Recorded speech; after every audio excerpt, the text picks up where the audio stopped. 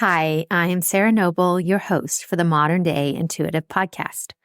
For over 25 years, I've been on a spiritual journey, searching, learning, expanding, and growing.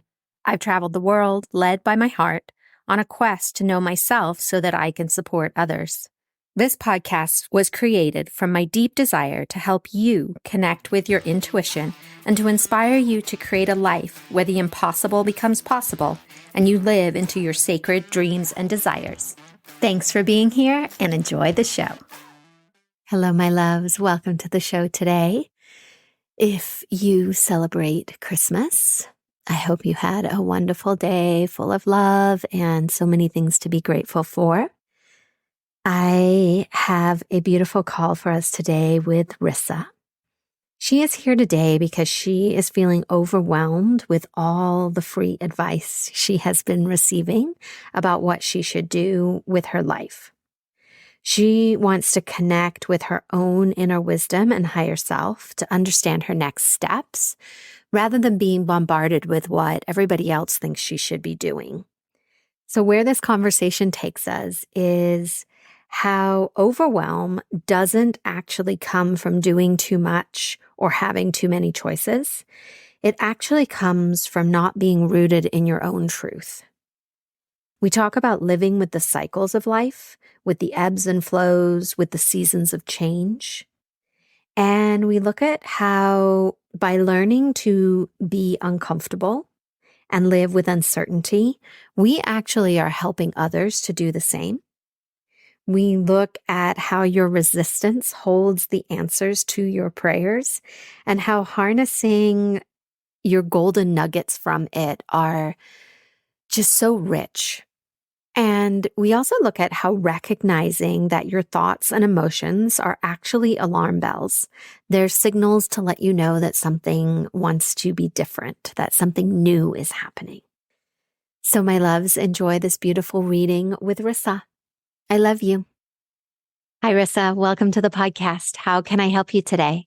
Thank you so much for having me, Sarah. I'm super grateful for your time and insight.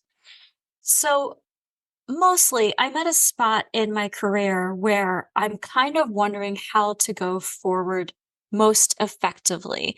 And because I'm self-employed and a creative, I have attracted tons and tons of free advice and people's insights from their journeys, but I really don't know what's right for me. And my ultimate hope, what I really want, is to land in the next year, 2 years in my own home, a safe place where I can have another dog.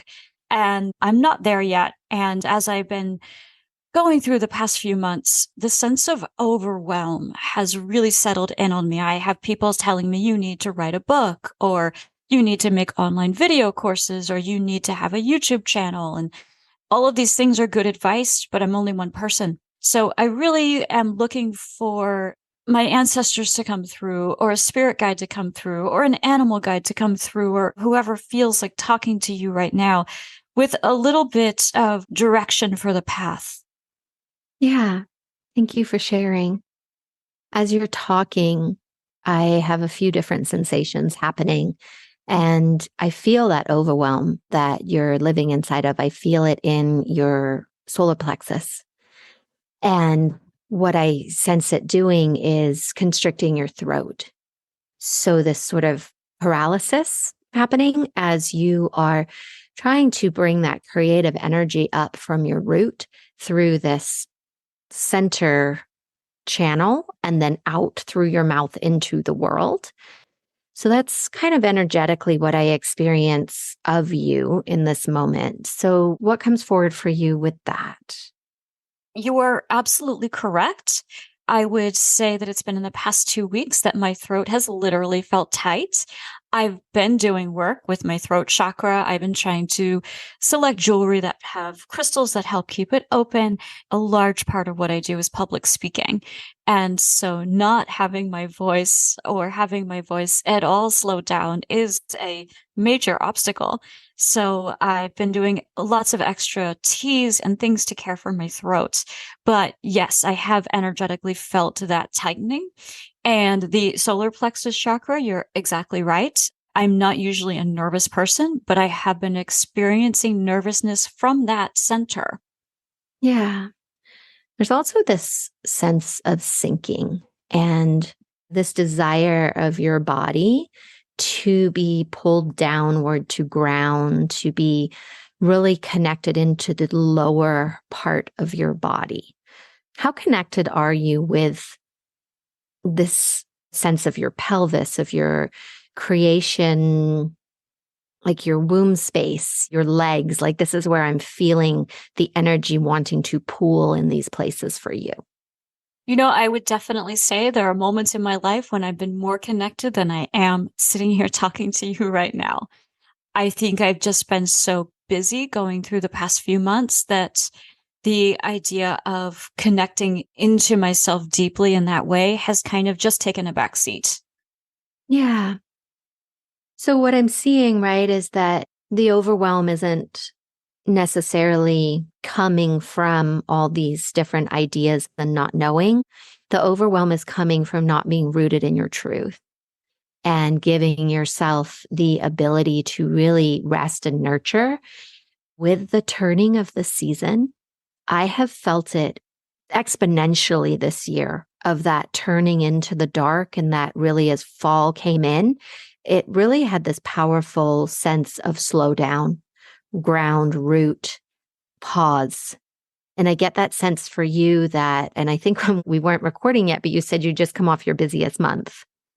And there's this sense of you needing to come back to home, to come back to center in order for you to take that next evolution, for this next idea to take root. Like, I feel you very fertile, like very fertile ground is the way that I sense you. And this idea that this is the time to nurture that fertile area so that you can intentionally plant the seeds. And they're saying, like, it's okay that you don't know what those seeds are yet.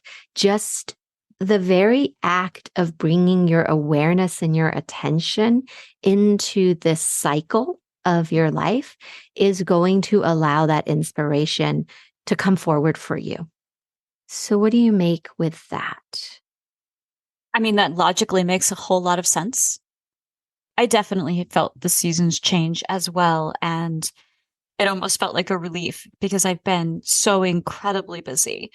And I truly want to slow down and catch my breath and even physically just rest. But it is interesting because in a juxtaposition to that, ideas have been flowing and almost like a muse has been whispering to me. And there's a part of me that is still kind of, which direction? Where do I go? So I jot down ideas and then they pile up on this little pile of paper that's sitting on my desk. And I'll sit here and look through them like, well, these are all good ideas. Which one is the one? Which one do I devote myself to first? Because in the ungroundedness, there's a feeling of being a little bit scattered. And it's not a comfortable place. I don't love feeling scattered. I haven't been able to quite pull away from it. Yeah, I get that.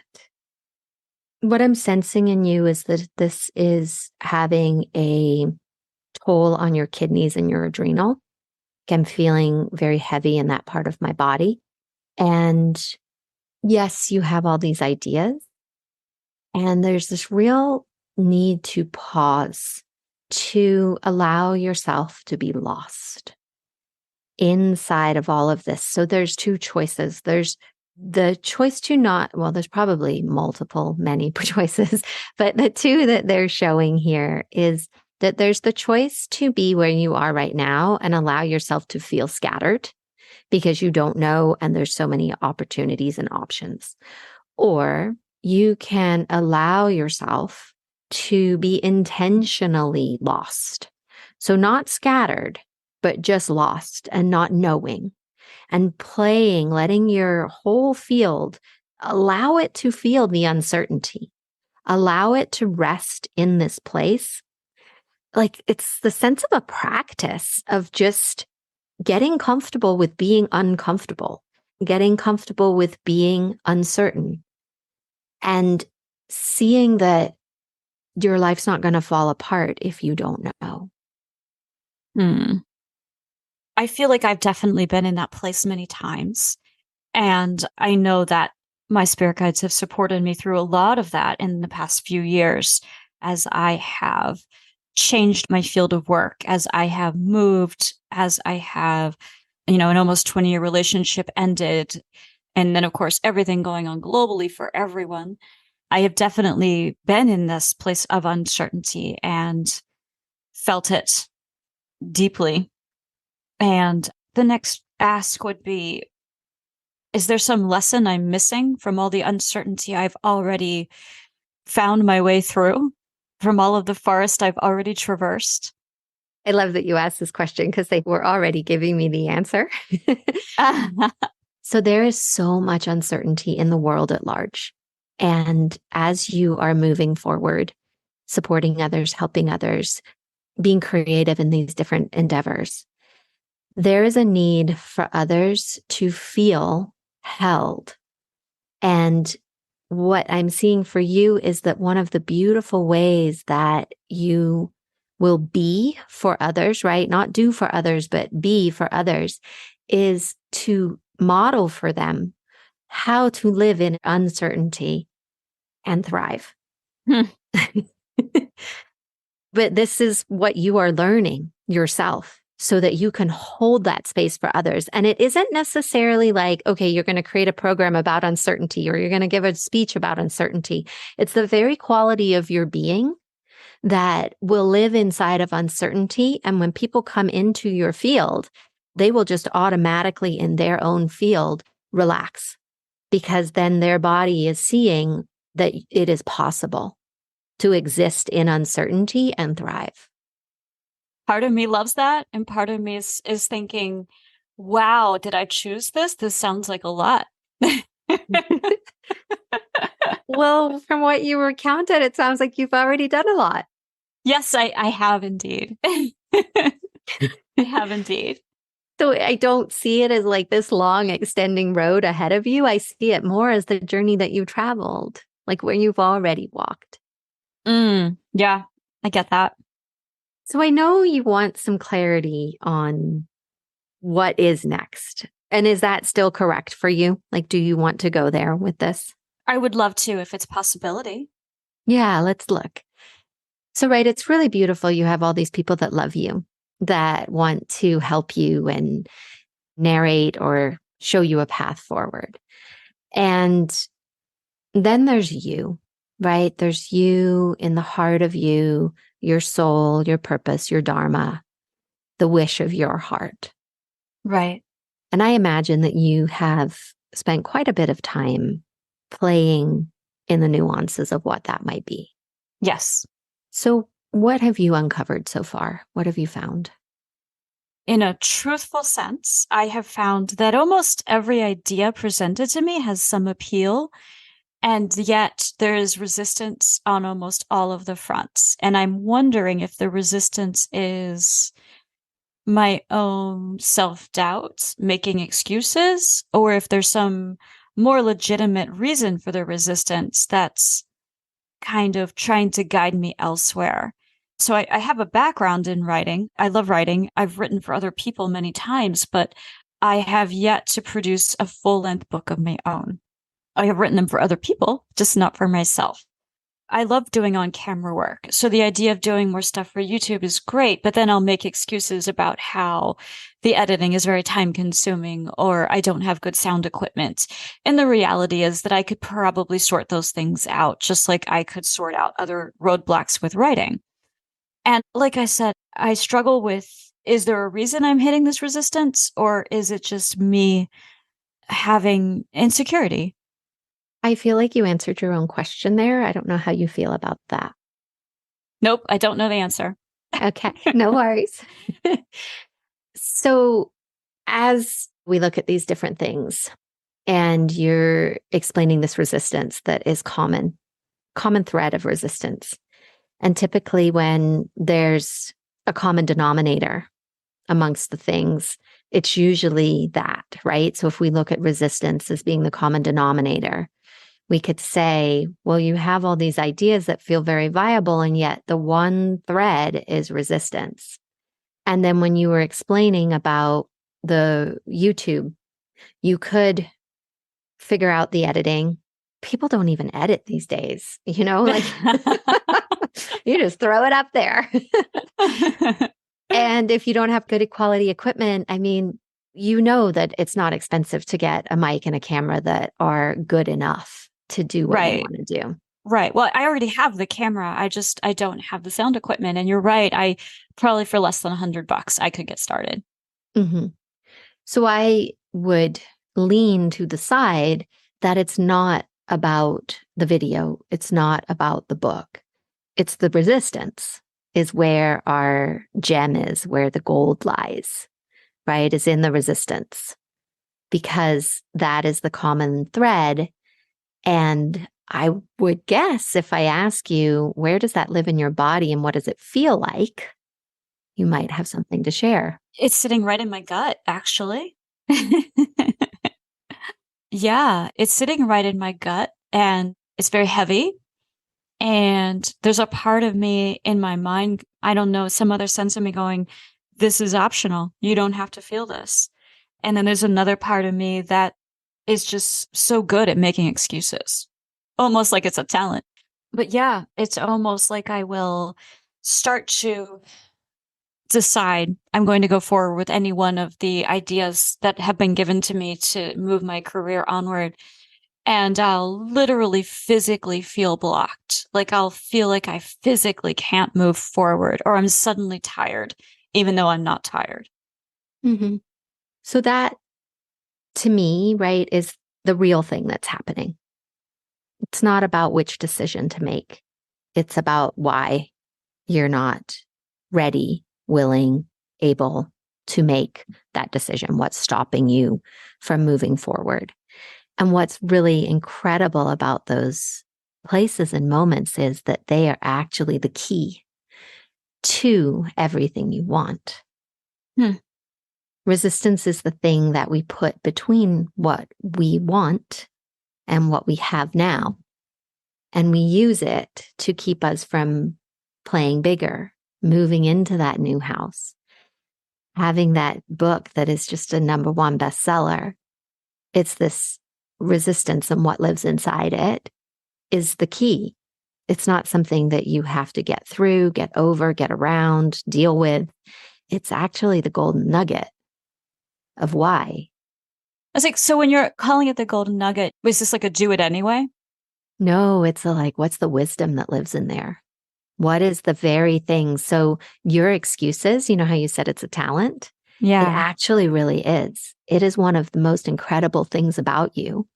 What's just happening is the excuses are misguided. They're misinformed, and they're just probably telling you a slightly skewed narrative.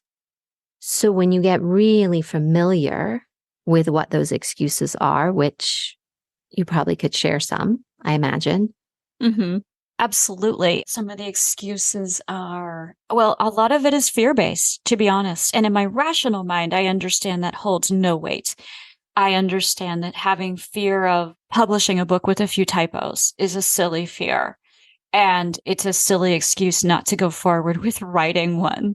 I mean, even master authors have books published with typos. That's just part of humanity. But I will fixate on it and go, oh, well, if it can't be perfect, I'll just not do it. Or I will make an excuse about, oh, I don't want to sit and read all those reviews on sound equipment for video. It sounds exhausting. And I would have to look up so much and learn so many things along the way and probably make mistakes. And, it's funny. Years ago, I went to film school at NYU. You would think that sound equipment wouldn't scare me at all. And again, I don't know why I keep sort of folding into the fear, because I could stand in a room full of 100 people and give a talk and love it. And yet I will find these silly excuses to not do these other things. So when you connect in, when you feel that resistance in your gut, can you feel it there now? Oh, yes. It's almost like a pit, like you would find in the middle of a peach. I guess that's a seed, though, huh? Yes. I'm interested if you can track back through your life and if you have a memory or a sensation of the first time you remember feeling this pit, this seed. Not a specific one, to be totally honest with you. Okay. I can remember feeling it as a very little girl, but I don't have a specific memory. Can you see yourself as a little girl Oh, yes. feeling it?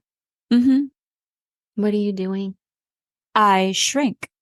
When I was a little girl and I would feel that way, I would just be quiet and shrink away and not engage with whatever was happening around me. What was that little girl shrinking from? Probably the fear of other people not thinking or feeling in the same way Feeling the same way as what? as me, as what I would think or feel about whatever situation that was. And what did you think and feel? I can remember a scenario where two girls wouldn't let someone else, not me, but another girl wanted to use a seesaw. And I thought that they should share, but they didn't. And they were yelling at her. And instead of trying to defend her or walking up and saying, like, hey, her and I want to do it, I would sort of shrink back. What might have happened if you went up and spoke up? Well, I mean, the best case scenario is that they would have let us use the seesaw.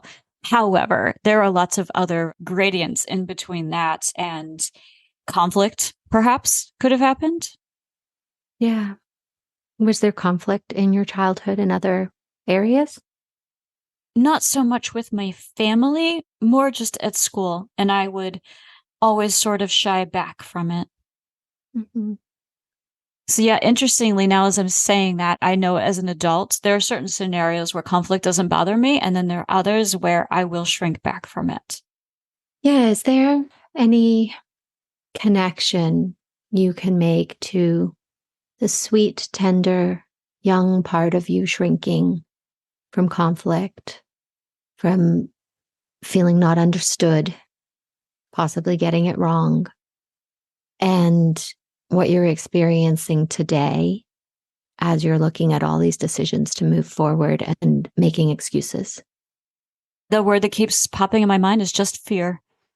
Fear that I will put a ton of work into something and it won't work in the way I hope, or fear that, although I have no reason to believe that because I've been fortunate to be very successful in most of my endeavors in life, I've even survived bad reviews of things I've done in the past, and here I am still chugging along. And those things are way, way, way behind me, and I don't even worry about them anymore. But yeah, I guess it's just this trepidation of stepping out the first time. Yeah. And the fears that we have, you've mentioned rational a couple times, like rational you can rationalize it as an adult. But when the tender young parts of us are living in fear of not being loved, not being accepted, possible conflict, that is still running in your nervous system.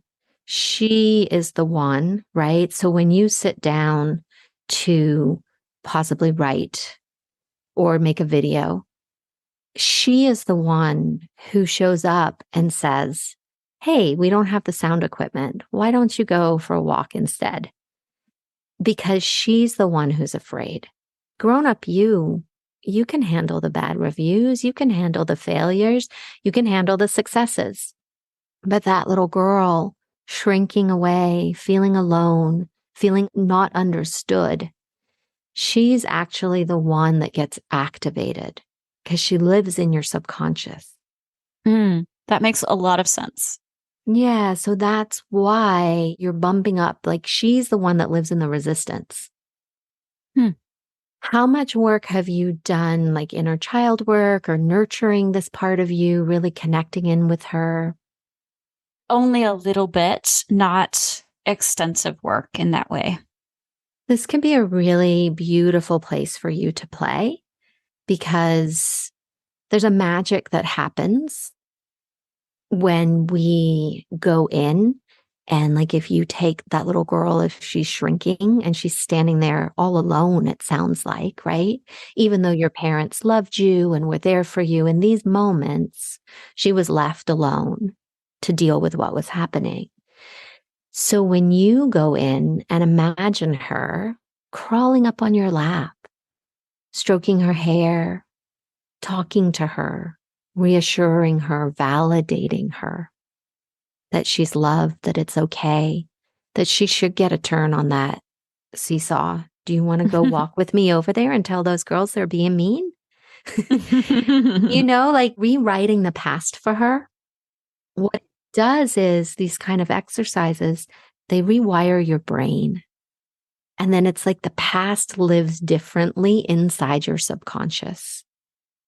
All of a sudden, that little girl is not alone anymore. She has you. And now she can face more things because she knows that she has you. What's a beautiful practice is you bump up against that resistance. You hear your very familiar excuses. Check back in with her. See what's happening for her, right? Bring her into the present moment with you. No, that does make a lot of sense. Even as I was speaking to you and thinking about this conversation, I knew there's a reason that I was overwhelmed and not able to move forward. I generally have a really strong sense about which direction I want to go in. And the fact that it's just not showing up for me right now was almost like an alarm bell. Yeah. Which is what these things are, right? These sensations, these emotions, these stopping places.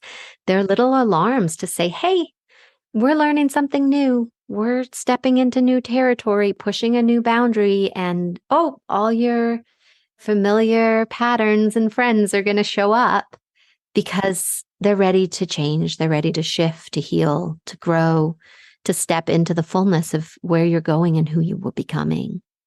And that's a good thing, right? Yeah. I celebrate these moments. They're like magic. And like I said, that's where the golden nugget lives inside this place. Mm-hmm. Yes. Like the peach pit that's actually a seed to grow a new tree. Yeah. It just needs to be nurtured. Yep. And you just went in there and harvested it. And now you get to nurture it and see what grows. And you will know, right? Like which is the path. That's why I feel like this reading wasn't about me telling you which one to do. It's like you hold that wisdom inside you. You know this path forward.